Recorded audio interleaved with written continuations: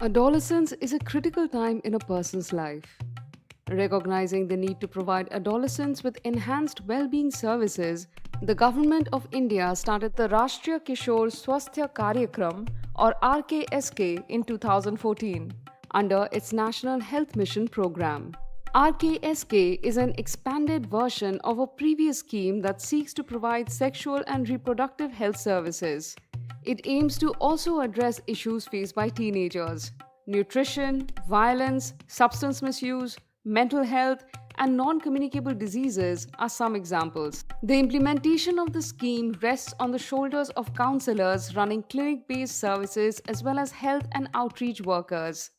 However, when we studied its structure and fund flow process in a district in Uttar Pradesh, we found that this valuable resource often has little incentive and limited facilities to do their jobs better.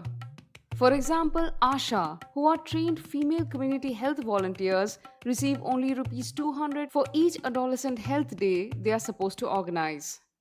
These days are conducted in Anganwadi centers or other public spaces at the village level once in 6 months and play a vital part in the program's success. Now consider the ASHA's difficult task.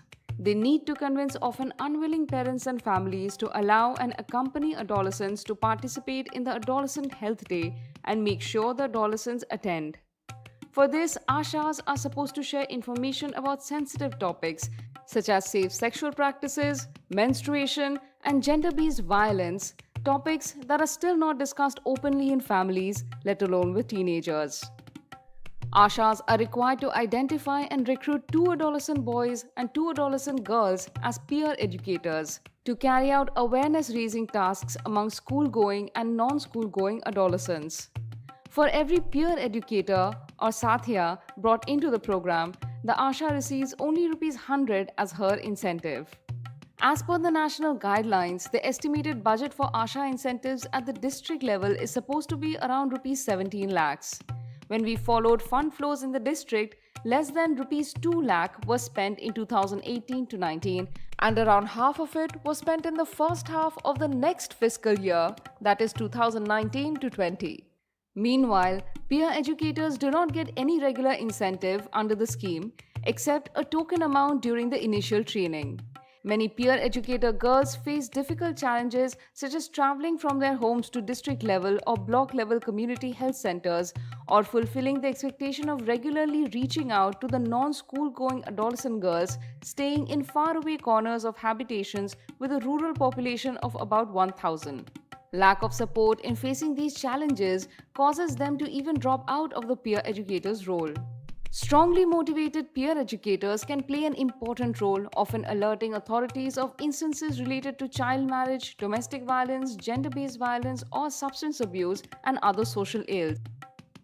We found that allocations in 2019-20 meant for trainings which could have helped them dropped to 1/7 of the previous year. Also, among our findings was that during the last 4 years, no allocations or expenditures were made on procuring sanitary napkins. Earlier, stocks of sanitary pads were reported to have remained undistributed as the funds for transporting them to the last mile were not earmarked. There is a positive in the fund story though. Funds are now released in a pooled manner without assigning a particular amount to a specific budget head. This is done to give maximum flexibility to spend based on local needs in a given month. So, how is the Rksk budget allocated and spent? To understand this in detail and the impact this has had on the people implementing the program, download our report on the scheme from our website.